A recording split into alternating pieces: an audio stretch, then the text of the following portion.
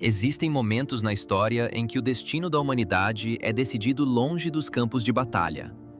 Não entre tanques e trincheiras, mas entre as linhas de uma mensagem codificada. Durante a Segunda Guerra Mundial, enquanto o mundo ardia sob o fogo das bombas, uma outra guerra era travada. Silenciosa, invisível, mas absolutamente decisiva. Uma guerra de cifras, de algoritmos, de letras que, à primeira vista, não continham qualquer sentido. De um lado, a Alemanha nazi, com a sua máquina de guerra avassaladora e um sistema de comunicações considerado inviolável. Do outro, o Reino Unido e os aliados, procurando desesperadamente uma forma de interceptar e decifrar essas ordens secretas. E no epicentro de tudo, uma máquina. Enigma. Um dispositivo utilizado pelos alemães para ocultar cada ordem, cada estratégia, cada movimento. Todos os dias o seu código mudava. Todos os dias a sua sombra ceifava vidas sem disparar um único tiro. Mas então, entra em cena um homem. Um matemático genial e reservado, Alan Turing. Um daqueles que não erguem a voz, que não procuram a glória, mas que, com a força pura do pensamento, podem alterar o curso da história. A máquina Enigma não nasceu como uma arma. Foi projetada na década de 1920 pelo engenheiro alemão Arthur Scherbius para cifrar mensagens no mundo industrial. Contudo, quando o nazismo ascendeu ao poder, o exército alemão rapidamente a adotou, transformando-a no coração secreto de todas as suas comunicações militares. Com o início da guerra, em 1939, a Enigma tornou-se o escudo invisível da Wehrmacht. Era um objeto curioso.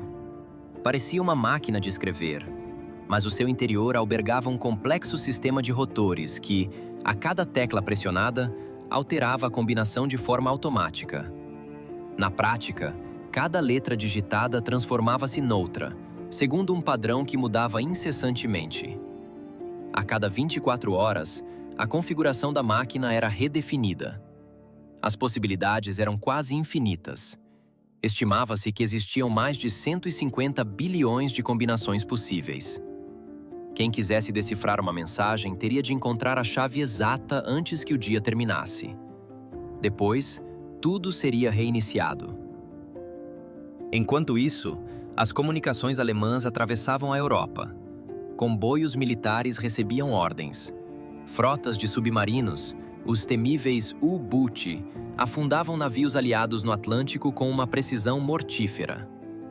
Os britânicos sabiam que as mensagens existiam. Interceptavam-nas, sim, mas eram apenas ruído indecifrável. Até que alguém decidiu desafiar o impossível.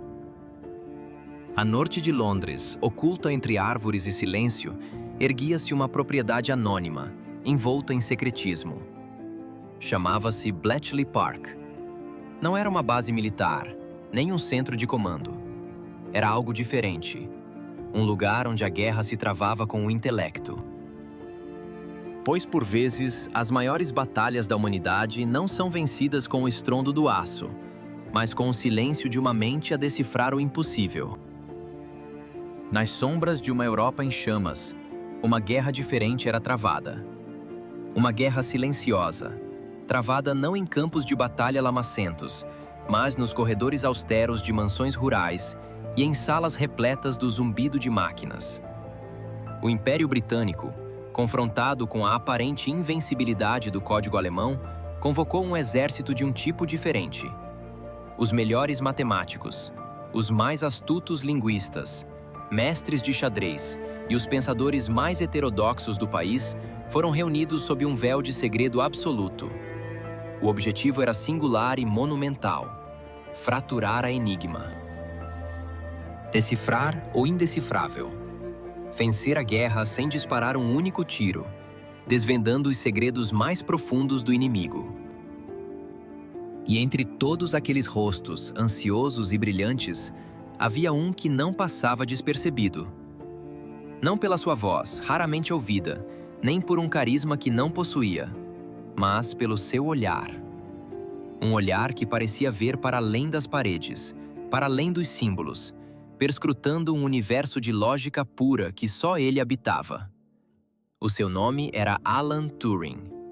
Um homem solitário, socialmente desajeitado, por vezes excêntrico, mas de uma genialidade transcendente.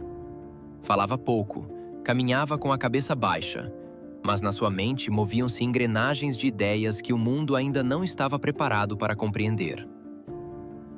Turing chegou a Bletchley Park em 1939.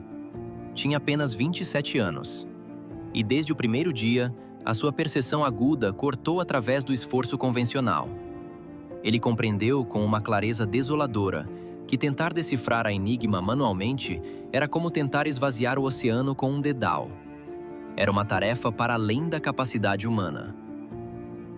Era preciso algo novo, algo nunca antes visto. Enquanto os outros analisavam mensagens interceptadas, Turing desenhava esquemas elétricos. Enquanto os outros se debruçavam sobre cálculos de frequência, ele projetava um novo tipo de máquina. Uma máquina concebida não para pensar como um humano, mas para superar a enigma usando a sua própria arma. A lógica implacável e a velocidade sobre-humana. Ele chamou-a, com uma simplicidade desarmante, a Bombe. Era um gigante de metal e engrenagens, um titã de rotores e fios que zumbia, clicava e piscava com uma vida própria. Parecia um organismo vivo, um cérebro mecânico com um único e obsessivo propósito: encontrar padrões no caos. Mas não bastava ligá-la e esperar. A máquina precisava de um ponto de partida, de um indício, de algo a que se agarrar na escuridão infinita de possibilidades. Foi então que a equipe de Turing começou a caçar os cribs, as fendas na armadura da Enigma. Pequenos hábitos dos operadores alemães, detalhes escondidos nas mensagens, uma palavra repetida, uma saudação protocolar, uma assinatura. Uma frase que, por vaidade ou rotina, quase todos os oficiais se sentiam obrigados a incluir no início dos seus despachos. Heil Hitler. 2 palavras. 8 letras. Quase sempre ali, quase sempre no mesmo ponto. Parecia pouco, insignificante, mas era uma brecha. Uma fissura no muro impenetrável. Uma possibilidade. Turing construiu as primeiras sequências de teste. A máquina tentava e falhava. Tentava de novo. As noites convertiam-se em dias, os dias em semanas. Nada. Apenas ruído. O zumbido da bomba era constante, uma melodia repetitiva, frustrante, hipnótica. Parecia zombar do silêncio tenso daqueles que esperavam por um sinal, um resultado, uma viragem. E então, num dia qualquer, numa manhã cinzenta como tantas outras, sem qualquer presságio ou promessa, aconteceu. A máquina parou. Um clique diferente, um som definitivo que cortou a monotonia. Os técnicos aproximaram-se, hesitantes. Verificaram. Voltaram a verificar. A mensagem estava ali, nua, clara. Pela primeira vez, a Enigma tinha falado a sua língua. Uma comunicação alemã, legível. Palavras reais. Coordenadas. Ordens. Nada de símbolos sem sentido. Nada. Houve um momento de silêncio absoluto, absurdo, surreal. Depois, as mãos trêmulas. As folhas de papel passadas de uma secretária para outra. As lágrimas contidas. Os sorrisos incrédulos. Os gritos reprimidos na garganta. Aquele momento não foi apenas uma descoberta científica. Foi uma libertação. Um grito mudo lançado contra o destino, após meses de fracassos, solidão e frustração. Naquele instante, numa sala isolada da Inglaterra rural, o curso da história foi alterado. Não pelo estrondo de um canhão, mas pelo silêncio súbito de uma máquina. A mente humana, armada apenas com lógica e perseverança, tinha encontrado uma forma de desvendar os segredos mais bem guardados de uma tirania, provando que, por vezes, a arma mais poderosa não é forjada em aço, mas no silêncio profundo do pensamento. Alan Turing abrirá a porta. E, para além dela, não jazia apenas uma mensagem, mas a própria possibilidade de reescrever o destino. A mensagem fora decifrada. O código enigma desmoronara-se. Mas não houve brindes. Não se ouviram fanfarras. Apenas o silêncio. Um silêncio denso, prenhe de uma consciência esmagadora.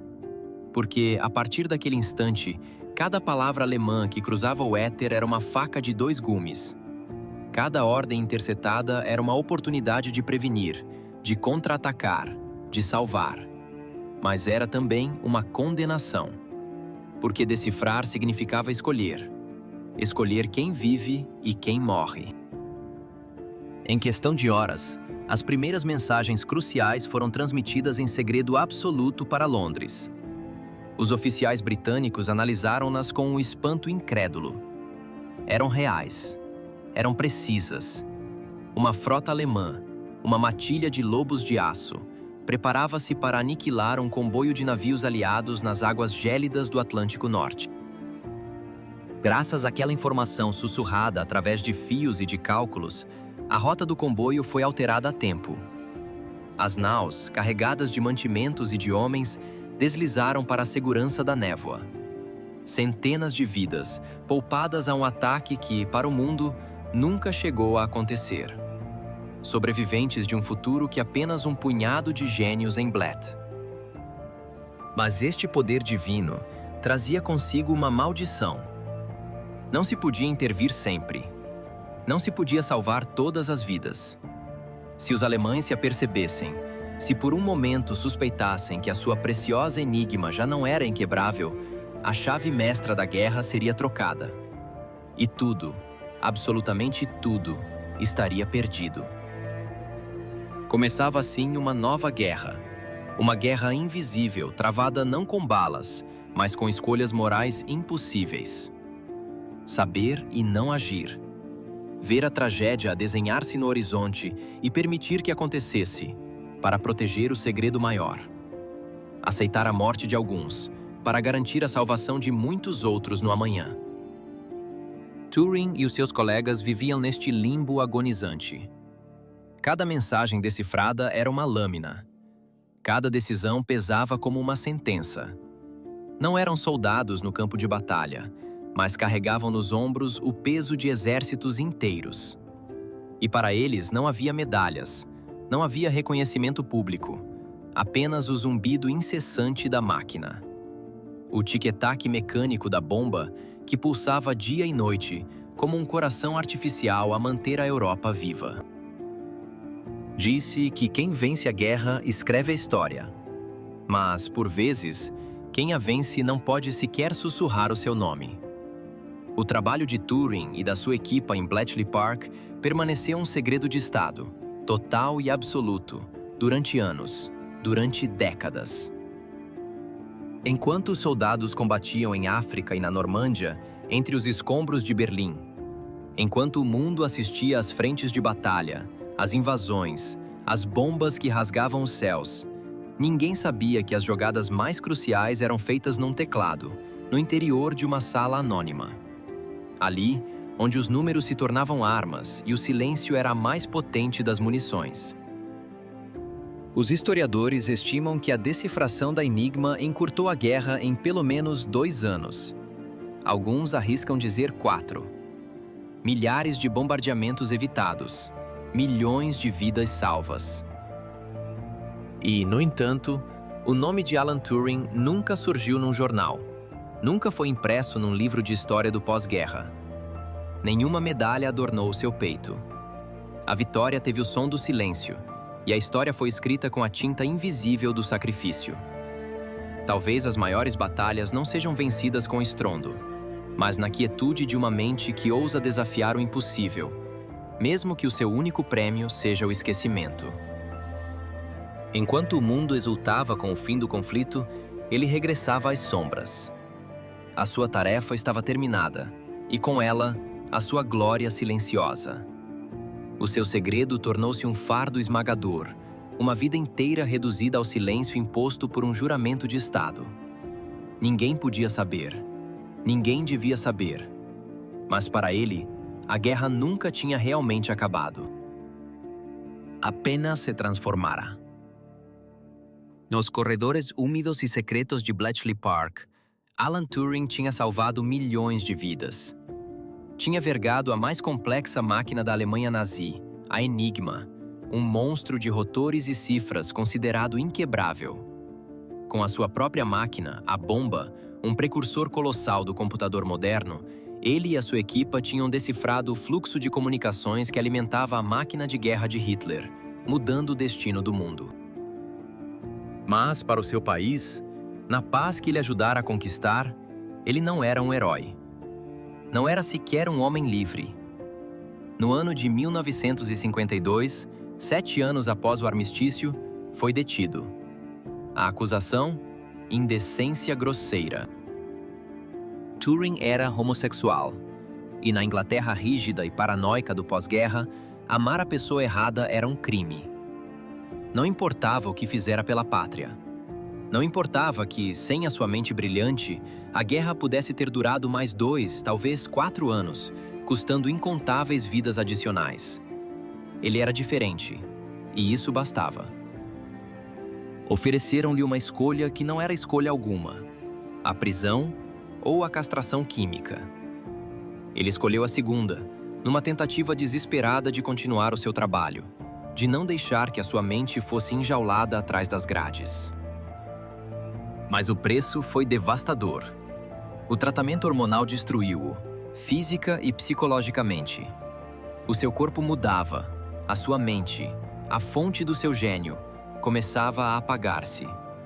O intelecto que derrotara a Enigma estava a ser lentamente cancelado pelo mesmo país que salvara.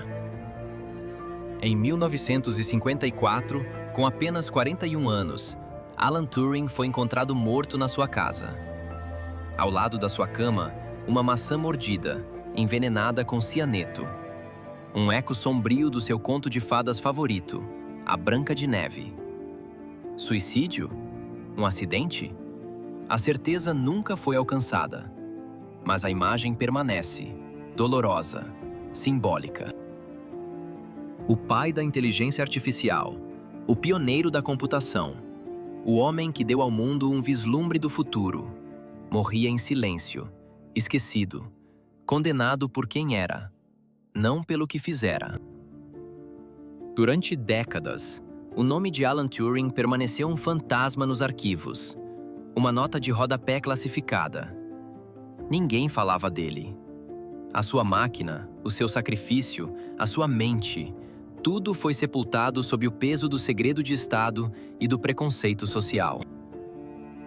Apenas muitos anos depois, quando as leis de sigilo começaram a expirar, a verdade começou a emergir. Peça por peça, documento por documento, como uma luz tímida a perfurar a escuridão. E o mundo descobriu quem era realmente aquele homem.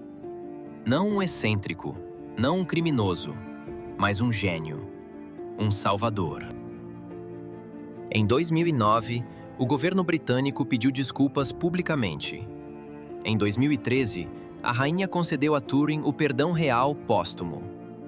Mas ele já não estava lá para ouvir.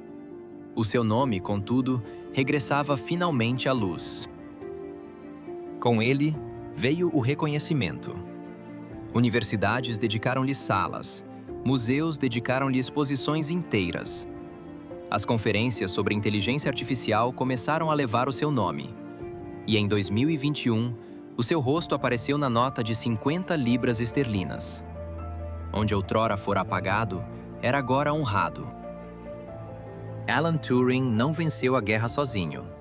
Mas, sem ele, a história como a conhecemos poderia não existir. A sua tragédia permanece como um testemunho eterno. Uma sociedade pode ser salva por um gênio que não consegue compreender e, no seu medo, opta por destruir. O homem que calculou as fundações do nosso futuro digital foi, no fim, uma equação que o seu próprio tempo se recusou a resolver. Ele travou uma batalha silenciosa no campo abstrato da mente. As suas armas eram os números, a sua armadura, a lógica pura. Com a coragem rara de quem consegue ver aquilo que os outros nem ousam imaginar, ele decifrou os códigos do impossível. Hoje, o eco dessa luta solitária ressoa em cada circuito, em cada ecrã que se ilumina. Cada vez que uma máquina executa um comando, cada vez que a inteligência artificial nos responde, estamos, sem o saber, a dialogar com o fantasma do seu gênio. Um legado invisível, tecido na própria estrutura do nosso mundo digital, lembrando-nos que o futuro é, muitas vezes, sonhado na solidão de uma única mente.